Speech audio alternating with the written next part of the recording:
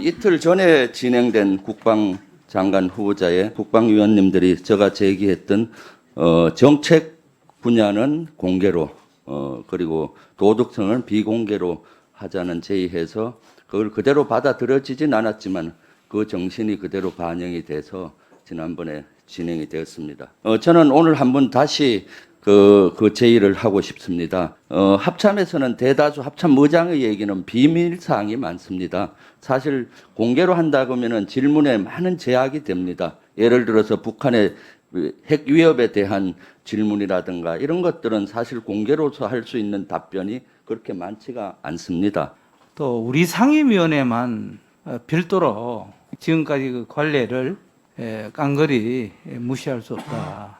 여야 원내 지도부가 국회의 청문회에 관련된 전반적인 언론 속에서 뭐 개선점이 있다면 개선하는 게 좋지.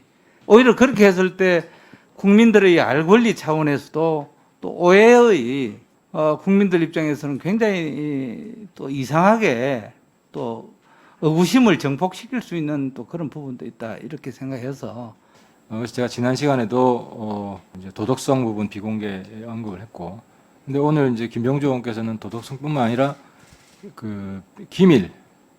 근데 이제 문제는 기밀인지 아닌지 이 판단할 수 있는 기준이 애매합니다.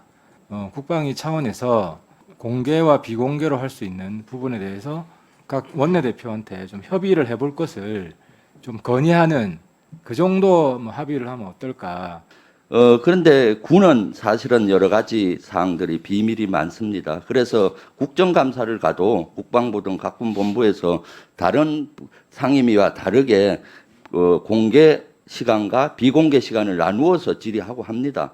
그런데 국방부 장관 청문회나 합참의장 청문회라고 해서 그걸 굳이 원내대표까지 갖고 갈 필요 없습니다. 질문하는 거에 대해서 국방에 관련돼서 대단히 우려되는 것이 몇 가지 있었습니다. 핵 문제에 대한 질의입니다. 북한 김정은이가 가장 원하는 것은 자신들이 핵 국가로, 핵 보유국으로 인정받는 겁니다. 그런데 일부 의원님들은 북한이 핵무기를 가졌느냐, 몇 발 가졌느냐를 장관과 묻습니다. 그럼 장관이나 어떤 그 공직에 있는 사람이 몇 발이라고 얘기한다면은 북한을 도와주는 것이죠. 그래서 그 답변은 이따 비공개 때 하겠습니다 하면 더 이상 안 하면 됩니다. 청문회 과정이라는 것은 국민 앞에 발가벗는 과정입니다. 근데 그 발가벗는 과정을 비밀로 하자, 비공개로 하자. 그거는 난 이해하기 어렵습니다. 대통령이라는 5천만 국민의 생명과 재산을 책임진 분도 대선 과정에서 온갖 공격을 다 받고 발가벗습니다. 예? 지금 앉아서 청문회에 무슨 개인적인 비위에 대해서는 비공개하자. 그것도 나는 이게 그럼 청문회 하지 말자고 해야죠. 이게 답변하는 과정에서 후보자가 그건 국가 기밀에 속하는 사안이기 때문에 비공개 때 저희들이 답변하도록 하겠습니다. 이렇게 답변하면 되는 겁니다.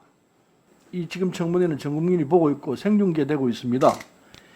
이 자리에 청문회가 발가벗는다는 표현을 쓰면 어떻게 합니까?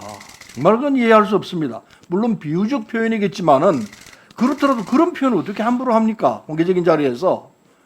청문회는요, 발가벗기는 데가 아닙니다. 청문회는 국민이 알고 싶어 한 바를 알게 하는 곳입니다. 그 말씀은 취소를 하시고요. 공개할 것이냐 비공개할 것이냐 하는 문제는 기본적으로 이 여야 간사 간에 정리하는 게 맞습니다. 국회에서 단 한 차례도 그런 일이 없었다. 이런 표현이라든지 그건 적절치 않습니다.